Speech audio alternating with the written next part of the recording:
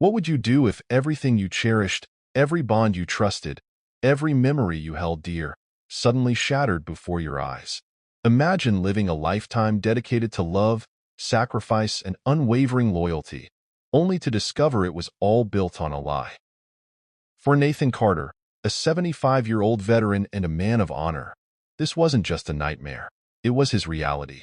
A seemingly innocent birthday gift would unearth secrets so devastating they would unravel his entire world. Nathan Carter was the kind of man people admired. He was a dedicated veteran, a symbol of strength and integrity in his small, close-knit community. For decades, he lived with purpose, guided by a deep commitment to his family. He was a husband to Gloria for more than 40 years and the proud father of 3 children, Naomi, Marcus, and Leah. To those around him, Nathan had it all: a life built on hard work, respect, and the quiet satisfaction of knowing he had provided for his family and earned the love they shared. But sometimes, even the strongest foundations can crack under the weight of hidden truths. Nathan's life, seemingly secure and unshakable, was about to unravel in ways he could never have imagined. What began as a heartfelt gesture, a birthday gift from his youngest daughter Leah, would open a door that could never be closed. A DNA test, meant to celebrate his ancestry, instead became the key to secrets buried for decades. What Nathan found on that piece of paper would leave him questioning not just his family, but everything he believed about himself and his purpose in life.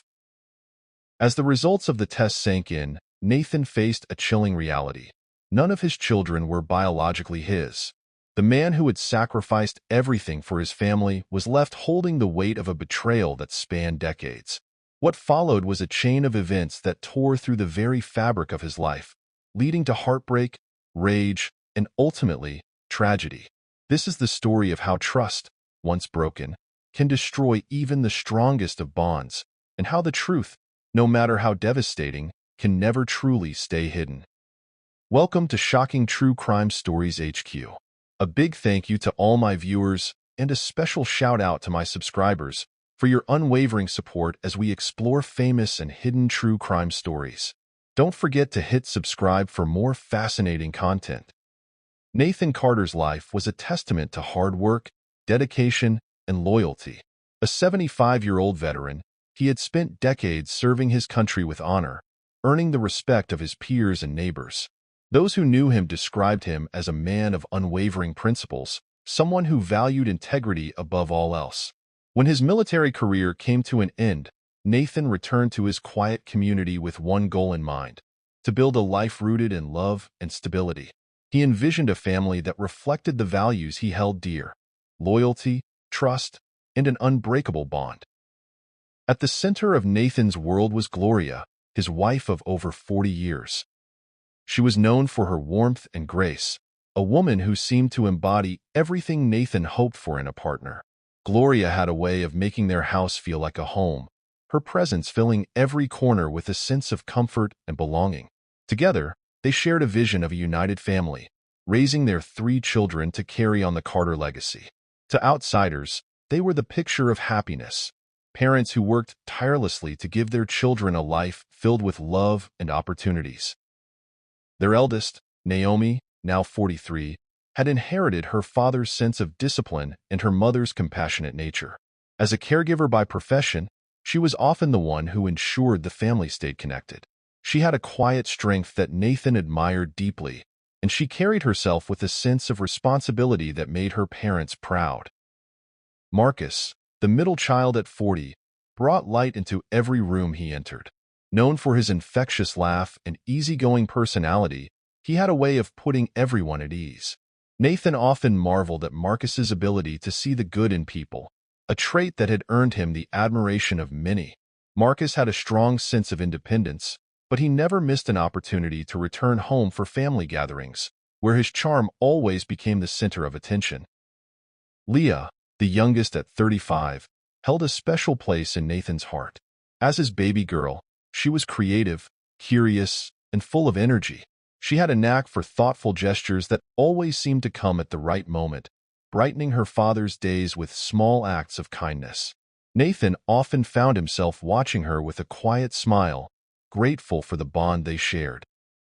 For years, the Carter family seemed to embody the very essence of what Nathan had worked so hard to build. Their home was filled with the echoes of shared laughter, holiday traditions, and long conversations around the dinner table. Nathan took pride in knowing his sacrifices had created a life his family could cherish. He had spent decades living with the satisfaction that he had fulfilled his duty as a father and husband. But everything changed on Nathan's 75th birthday. Leah, always the thoughtful one, arrived with a small gift that immediately caught everyone's attention. It was a DNA test kit, neatly packaged and meant as a light-hearted gesture. "I thought it'd be fun," Leah had said with a smile, her eyes sparkling with excitement. "We can learn more about our roots, Dad. Who knows what we'll find out?" Nathan chuckled as he unwrapped the gift, the corners of his mouth lifting in amusement. He teased Leah about already knowing where he came from, but the sincerity in her gesture touched him. The rest of the family joined in, encouraging him to give it a try. To Nathan, it seemed harmless, a simple, modern way to connect with the past. He set the kit aside with a promise to follow the instructions later. It was a moment that passed quickly, overshadowed by the laughter and warmth of the celebration. What Nathan didn't know, as he placed that small box on the kitchen counter, was that it would become the key to unraveling everything he held dear. That single act of curiosity, born out of Leah's love for her father, would set into motion a chain of events that no one in the Carter family could have foreseen. In the weeks that followed, life continued as normal, but the results of that DNA test were waiting, silently poised to change their lives forever. There are moments in life that seem ordinary until they aren't. For Nathan Carter, the day he opened the envelope containing his DNA results felt just like any other. Quiet, uneventful, familiar. He had waited weeks for the results, but in truth, it hadn't occupied much of his thoughts. It was a novelty, a light-hearted birthday gift from Leah that had brought laughter to the dinner table. He'd thought, at most, it might confirm his family's stories about distant relatives or heritage. But as he sat at the kitchen table that evening, alone with the envelope in his hands, everything he believed about his life was about to change. Nathan opened the envelope with steady hands, the weight of 75 years behind his every movement.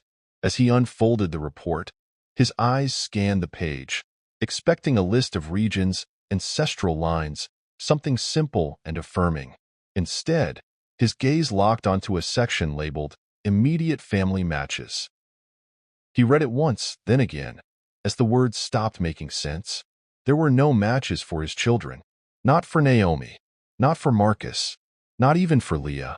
Next to their names, the report showed 0% genetic relationship. He froze, staring at the numbers that should not have been there. The report sat on the table in front of him like a quiet accusation. His mind raced to make sense of it. Could it be a mistake? Was there an error in the test? The thought flickered briefly, but the weight of the truth pressed harder. He thought about his children, the memories they'd shared, the life he had built around them. He looked again at the cold, unchanging numbers, and a deep, unfamiliar ache began to settle in his chest. Nathan sat at the table for hours, the silence of the house pressing in around him.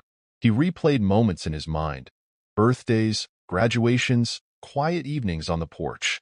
He thought of Leah's laughter, Marcus's confidence, Naomi's quiet strength. These were his children. He had raised them, loved them, guided them through their lives. How could a single piece of paper undo all of that? When Gloria walked through the door that evening, humming softly from a church meeting, Nathan's voice stopped her in her tracks. "Sit down," he said, his tone steady but colder than she had ever heard. She paused, confused, but obeyed, placing her purse on the counter and sitting across from him. Nathan didn't look at her. He didn't have to. He slid the report across the table, his eyes fixed on the wall behind her. "What's this?" she asked, picking up the paper. "Read it," he said, his voice barely above a whisper. Gloria's eyes scanned the page, her brow furrowing in confusion. "Nathan, this doesn't mean anything. These tests, people talk about how they get it wrong all the time. You can't trust things like this. She tried to laugh, but her voice wavered. Don't, Nathan said sharply, his eyes meeting hers for the first time. Don't brush this off. Don't lie to me. I want the truth. Her expression changed, the dismissal in her tone giving way to something more defensive. What truth? Nathan, you're letting this get into your head. You're their father. You raised them. That's all that matters. He slammed his hand on the table, making Gloria flinch. Don't lie to me again. I want to hear you say it. Tell me the truth, Gloria. Are they mine?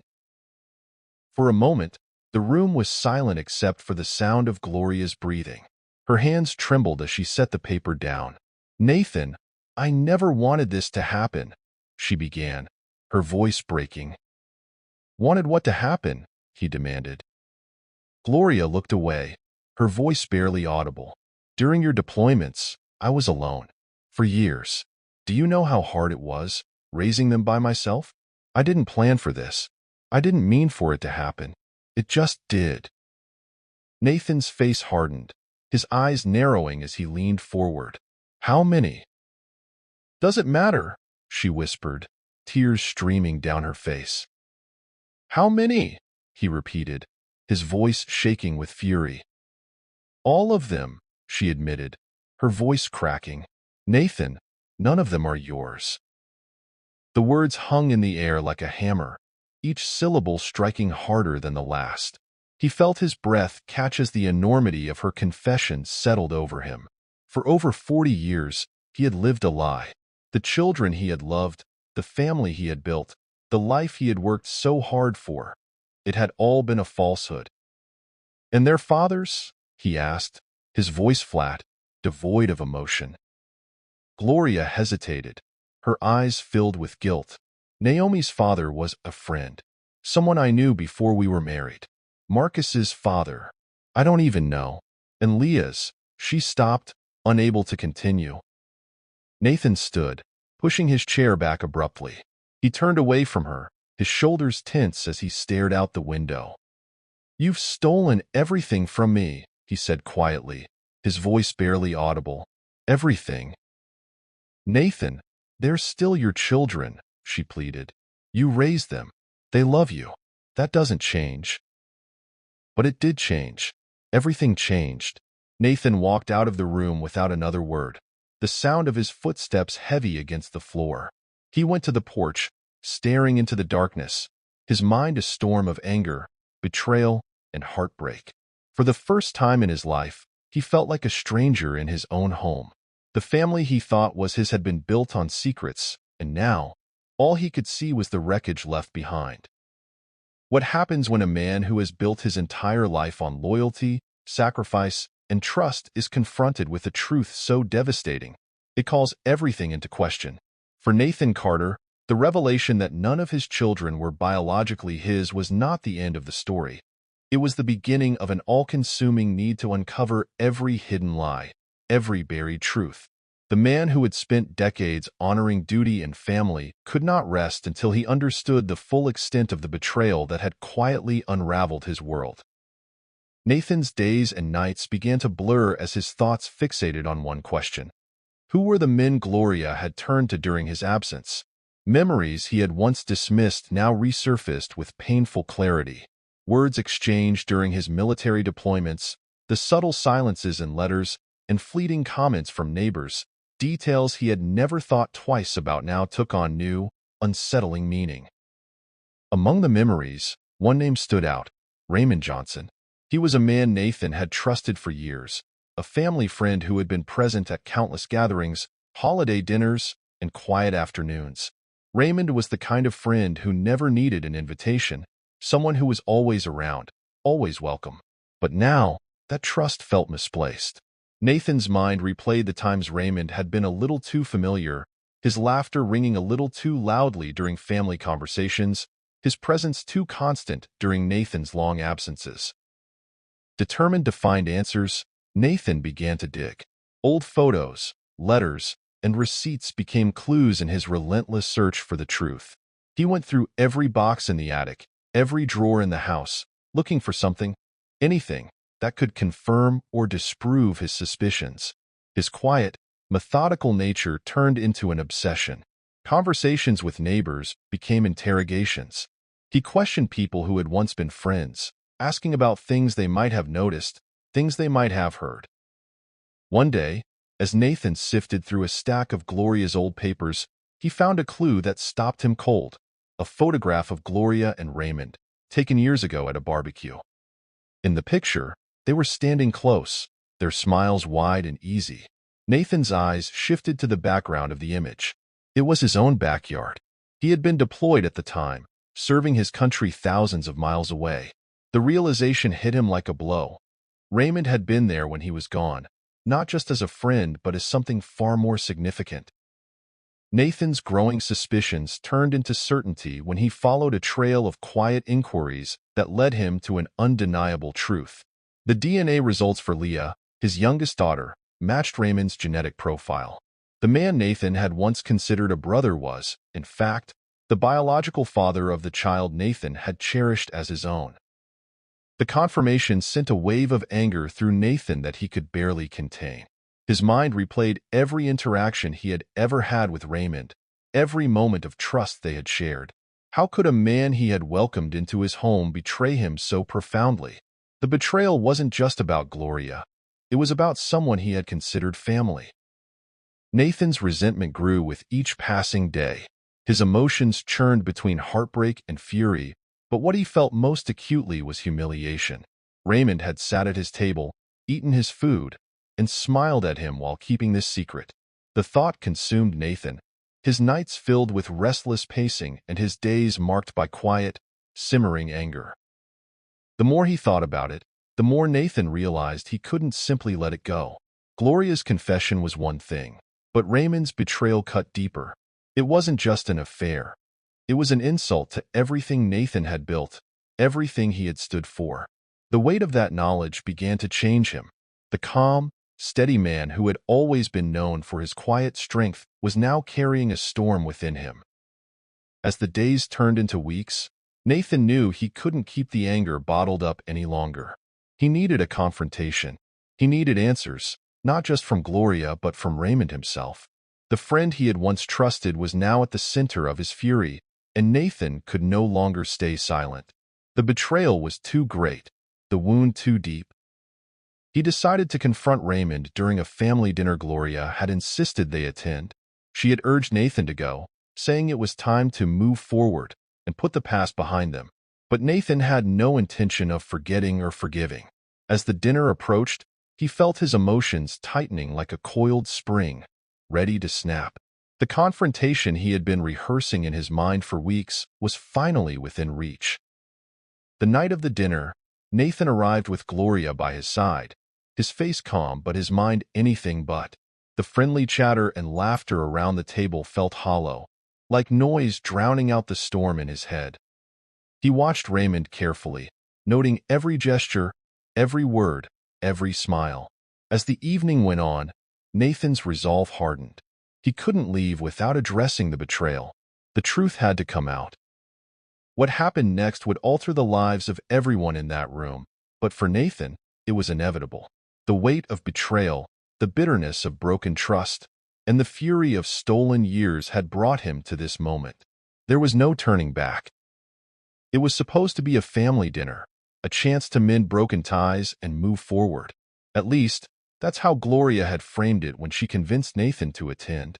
The invitation had come from Raymond himself, a gesture that might have seemed genuine under different circumstances. But for Nathan, this wasn't just dinner. It was a reckoning. Raymond's home was warm and inviting, the kind of place meant to put people at ease. The smell of home-cooked food filled the air as Gloria worked in the kitchen alongside Raymond's wife. Naomi, Marcus, and Leah sat in the living room, making small talk and laughing softly, though their voices carried a hint of unease. They sensed the strain in their parents' silence. Nathan sat apart from the others, his broad frame rigid in the corner of the room, his eyes fixed on Raymond like a hawk studying its prey. He hadn't said much since they'd arrived, offering only clipped responses to casual questions. His demeanor wasn't loud or angry. It was quiet, controlled, and sharp. His silence was heavier than words, and it settled over the room like an unspoken warning. The laughter of his children barely registered. All Nathan could hear was the echo of Gloria's confession and the relentless questions in his mind. Raymond moved about the house, his voice steady and cheerful as he greeted everyone. He glanced at Nathan occasionally, but the tension between them was unmistakable. For years, Raymond had been a constant presence in Nathan's life, a trusted friend. But now, every glance, every movement, felt like an insult. Nathan's jaw tightened as he watched Raymond pour drinks for the group, his easy smile making Nathan's blood simmer. The dinner table was set, the dishes were placed, and the family gathered around. Plates were passed, and glasses clinked, but Nathan barely touched his food. His eyes flicked between Gloria and Raymond, the conversation swirling around him like background noise. Every laugh from Raymond grated against his nerves. Every time Gloria smiled at their children, it felt like another layer of the betrayal he couldn't escape. As the meal drew on, Nathan pushed back his chair abruptly, the screech of the wood against the floor cutting through the room. The chatter stopped, and all eyes turned to him. "Raymond," Nathan said, his voice low and measured, "can I have a word with you outside?" Raymond hesitated, his smile faltering for the briefest moment. "What about, Nathan?" he asked, trying to keep his tone light. Nathan didn't answer right away. He simply stared, his expression unreadable. "Outside," he repeated. The room fell silent as Raymond glanced around, looking for some kind of reassurance. Gloria shifted in her seat, her eyes darting between the two men. "Nathan," she began, her voice careful, "whatever it is, we can talk about it here." Nathan's gaze snapped to her, cold and unflinching. "This is between me and him." Raymond sighed and nodded, his shoulders stiff as he stood. "All right," he said quietly. "Let's talk." The two men stepped out onto the back porch, leaving the rest of the family inside, their whispers filling the air as they speculated about what was happening. The porch was dimly lit, the soft glow from the kitchen window spilling across the weathered wood. The air was cool, but Nathan barely noticed. Raymond leaned against the railing, crossing his arms. "All right, Nathan," he said, his voice steady but cautious. "What's on your mind?" Nathan took a step closer, his hands clenched at his sides. "You really want to ask me that?"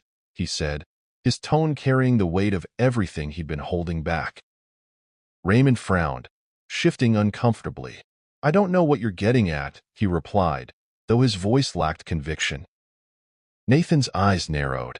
"You think I don't know? You think you can sit at my table in my house and keep this from me?" Raymond's face paled slightly, and he raised his hands defensively. "Nathan, whatever you're thinking." "You're Leah's father," Nathan cut him off, his voice sharp and unwavering. "Aren't you?" Raymond froze, the words hanging in the cool night air like a strike to his chest. He opened his mouth to respond, but no words came. "Say it," Nathan demanded, taking another step forward. His voice grew louder, the control he had maintained all night beginning to crack. "Say it to my face, after all these years." Raymond looked away, his jaw tightening. "It wasn't supposed to happen, Nathan," he said finally, his voice barely above a whisper. "It was a mistake. A long time ago." Nathan's breath came heavier, his fists trembling at his sides.